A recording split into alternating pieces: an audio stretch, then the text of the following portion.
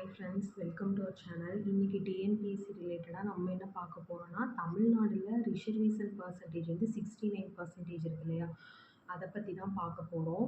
அது என்ன reservation percentage அப்படின்னா, நமக்கு ஒரு 100 சீட் இருக்குது. அந்த சீட் அப்படிங்கிறது எங்கெங்க அப்படின்னா, ஒரு எஜுகேஷ்னல் இன்ஸ்டிடியூஷன், அதாவது ஒரு கல்வி சார்ந்த நிறுவனங்கள்லையோ இல்லை ஒரு கவர்மெண்ட் எம்ப்ளாய்மெண்ட் அரசு வேலை வாய்ப்புகள்லையோ வந்து இருந்துச்சுன்னா, அதில் வந்து உங்களுக்கு 100க்கு 69 சீட்டு வந்து உங்களுக்கு ரிசர்வ் பண்ணி வச்சுருப்பாங்க.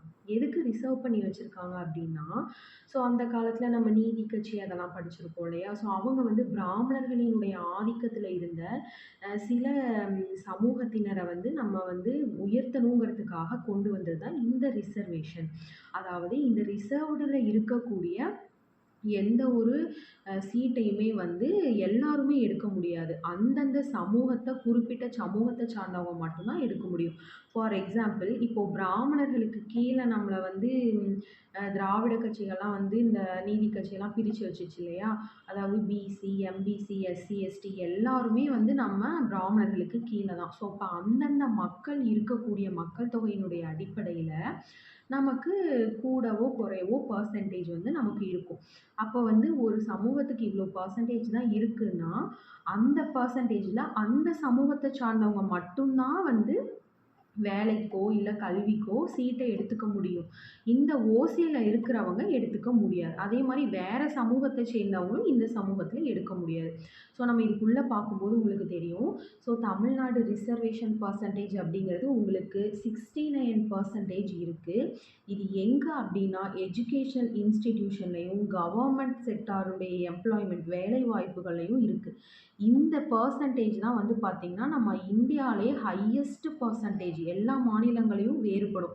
மேக்ஸிமம் வந்து பார்த்திங்கன்னா ஓப்பன் கோட்டாவில் 49 தான் வந்து வச்சுருப்பாங்க. ஏன்னா சுப்ரீம் கோர்ட்டே வந்து பார்த்திங்கன்னா 50க்கு மேலே வந்து போகக்கூடாது அப்படின்னு சொல்லியிருக்காங்க. அப்புறம் எப்படி நமக்கு மட்டும் 50க்கு மேலே எக்ஸீட் ஆகக்கூடாது, பட் எப்படி 69 வந்துச்சு அப்படின்னா, ஏன்னா நம்ம இதை வந்து 9th ஷெட்யூலில் ஆட் பண்ணியிருக்கோம். 9th ஷெட்யூல்னா அட்டவணை 9ல் என்ன நிலச்சீர்திருத்தம் மற்றும் ஜமீன்தாரி முறை இருக்கு இல்லையா?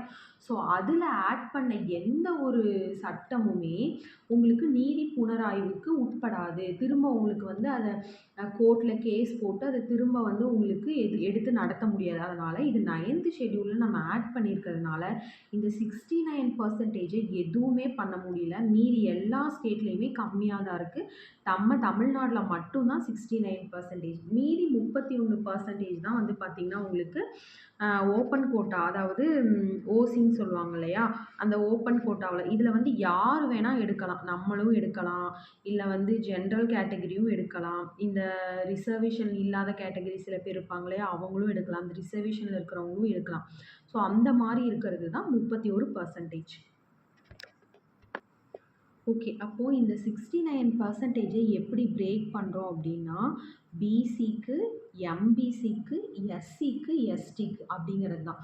அப்போது பிசிக்கு 30%, எம்பிசி அண்ட் டிஎன்சிக்கு 20%, எஸ்சிக்கு 18%, எஸ்டிக்கு 1% கொடுக்குறோம். அப்போ இந்த பிசிக்கு 30% இருக்கு இல்லையா? அது ஃபுல்லாக பிசிக்கே கொடுத்துருவாங்கனால கிடையாது. இதை 2 கேட்டகரியாக பிரிப்பாங்க. பிசி ஜென்ரல், பிசி முஸ்லீம். அப்போ முஸ்லீம்க்கு இதில் 3.5% போயிடும். அப்போ பிசியாகவே இருந்தாலும் இந்த முஸ்லீம்க்கு இருக்கக்கூடிய கேட்டகரியில் இந்த முஸ்லீம்ஸ் மட்டும்தான் எடுக்க முடியும். இந்த ஜென்ரலில் இருக்கிறவங்க இதில் வந்து எடுக்க முடியாது. ஒன்றா இந்த ஜென்ரலில் இருக்கிறவங்க அந்த 31% ஜென்ரல் எடுக்கலாம், இல்லை பிசி ஜென்ரலில் எடுக்கலாம். ஓகேங்களா? அப்போ இது 26.5% ஜென்ரலுக்கும், பிசியில் முஸ்லீமுக்கு 3.5% உங்களுக்கு வந்து பார்த்திங்கன்னா உடையுது. பிசி அப்படிங்கிறது ஒன்றும் இல்லைங்க, பேக்வேர்ட் கிளாஸஸ், பிற்படுத்தப்பட்ட வகுப்பினர். ஓகேயா? அடுத்து 2வது எம்பிசி அண்ட் டிஎன்சி. இவங்க 2 பேருமே சேர்த்து 20%. இவங்களுக்கு எம்பிசியில் வந்துட்டு உள்ளிட ஒதுக்கீடு ஒரு சில இப்போ கிட்டத்தட்ட ஒரு 3-4 வருஷத்துக்கு முன்னாடி வன்னியர்கள் வந்து ஸோ இடஒதுக்கீடெல்லாம் கேட்டு இது பண்ணிட்டு இருந்தாங்க. பட் இதில் வந்து இப்போதைக்கு இடஒதுக்கீடு கிடையாது. So MBC and DNC. எம்பிசினா இப்போ எப்படி, அதாவது இதை ஒரு ஜாதி அடிப்படையில் சொல்கிறோன்னு நினைக்க வேண்டாம். இந்த சமூகத்தில் எப்படி இடஒதுக்கீடு இருக்குது பிசி முஸ்லீம்க்கும், அந்த மாதிரி எம்பிசியில் சில சமூகங்கள் கேட்டாங்க. ஸோ அந்த நாம் குறிப்பிட்ட ஒரு சமூகம் மட்டும் இல்லை, ஒரு சில சமூகம் கேட்டாங்க. பட் அது வந்து இல்லை, எல்லாருக்கும் வந்து ஒரே மாதிரி தான் அப்படின்னு சொல்லியாச்சு. So MBC and TNC. So MBC அப்படிங்கிறது மோஸ்ட் பேக்வேர்ட் கிளாஸஸ். அதுக்கப்புறம் வந்து பார்த்தீங்கன்னா, டிஎன்சி அப்படிங்கிறது டினோட்டிஃபைட் கம்யூனிட்டிஸ். அதாவது சீர் மரபினர் அல்லது குற்ற பரம்பரை சமூகங்கள் அப்படின்னு சொல்லுவாங்க இவங்கள. அடுத்தது எஸ்சி நமக்கு தெரியும் ஷெட்யூல்டு கேஸ்ட், அதாவது பட்டியலிடப்பட்ட சாதியினர் அல்லது பட்டியல் வகுப்பினர் அப்படிங்கிறது.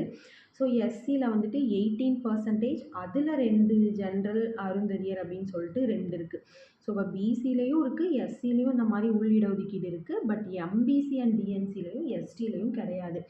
அப்போ எஸ்சியில் வந்து பார்த்தீங்கன்னா எஸ்சி ஜென்ரல் அவங்களுக்கு வந்து 15% 50. அதில் உள்ளிட ஒதுக்கீடு இந்த எஸ்சிஏ, அதாவது எஸ்சிலேயே அருந்ததியருங்கிற சமூகத்தை சேர்ந்தவங்களுக்கு அவங்களுக்கு வந்துட்டு 3% கொடுத்துருக்காங்க. அப்போ வந்து நீங்கள் எஸ்சியாகவே இருந்தாலும் நீங்கள் அருந்ததியருக்கு இருக்கக்கூடிய 3%-ஐ வந்து நீங்கள் வந்து ஜென்ரலில் இருக்கிறவங்க எடுக்க முடியாது. குறிப்பிட்டு இப்போ அருந்ததியராக இருக்காங்கன்னா அவங்களுக்கு வந்து 3 ஆப்ஷன்ஸ் இருக்குது. ஒன்று ஓப்பன் கோட்டாவில் எடுக்கலாம், அடுத்தது எஸ்சி ஜென்ரலில் கிடைச்சாலும் எடுக்கலாம், இல்லை அதுலேயும் கிடைக்கலனா எஸ்சி அருந்ததியரில் நீங்கள் எடுத்துக்கலாம். ஸோ அந்த மாதிரி இது பிரியும். அடுத்தது வந்து பார்த்திங்கன்னா எஸ்டி 1%. இவங்களுக்கு வந்து 100க்கு 1 சீட்டு தான். ஏன் இவங்களுக்கு மட்டும் 1%னா மக்கள் தொகை அடிப்படையில் பார்க்கும்போது அவங்க கம்மி தானே. அப்போ பிசியினுடைய மக்கள் தொகை அதிகம், எம்பிசி வந்து அதை விட கொஞ்சம் கம்மி, அவங்கள விட இவங்க வந்து மக்கள் தொகையினுடைய அடிப்படை சொல்கிறேன் அது கம்மி. அப்போ வந்து அவங்க அதிகமான மக்கள் தொகை இருக்கிறவங்களுக்கு அதிக ரிசர்வேஷன், அவங்கள விட குறைஞ்ச மக்கள் தொகை இருக்கிறவங்களுக்கு அவங்கள விட குறைவு, ஸோ அதுக்கப்புறம் அவங்கள விட குறைவு, அந்த மாதிரி வந்துட்டுருக்கு. ஸோ இதுதான் வந்து பார்த்திங்கன்னா நம்ம ரிசர்வேஷன். இதை தவிர்த்து வந்து பார்த்திங்கன்னா 7.9% வந்து நமக்கு அந்த ப்ரொஃபஷனல் கோர்சஸ் வந்து எடுக்கிறவங்க 12th வரைக்கும் கவர்மெண்ட் ஸ்கூலில் படிச்சுட்டு அதுக்கப்புறம் நமக்கு வந்து பார்த்திங்கன்னா எடுப்பாங்க இல்லையா, ப்ரொஃபஷனல் கோர்சஸ் லைக் இன்ஜினியரிங் அந்த மாதிரி அவங்களுக்குலாம் வந்து பார்த்திங்கன்னா 7.5% உள்ளிட ஒதுக்கீடு இருக்குது. இது தவிர்த்து ஓகேங்களா, அது 69% இல்லாமல் அதுக்கப்புறம் 7.9% இருக்குது. ஓகேங்க, இதுதான் அந்த 69%.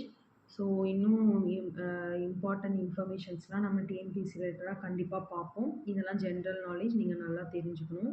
ஸோ நம்மளுடைய பேஜை ஃபாலோ அண்ட் சப்ஸ்கிரைப் பண்ணிவிட்டு லைக் பண்ணுங்கள். இது மாதிரி நிறைய உங்களுக்கு யூஸ்ஃபுல்லான இன்ஃபர்மேஷன்ஸ்லாம் வரும். பாய்.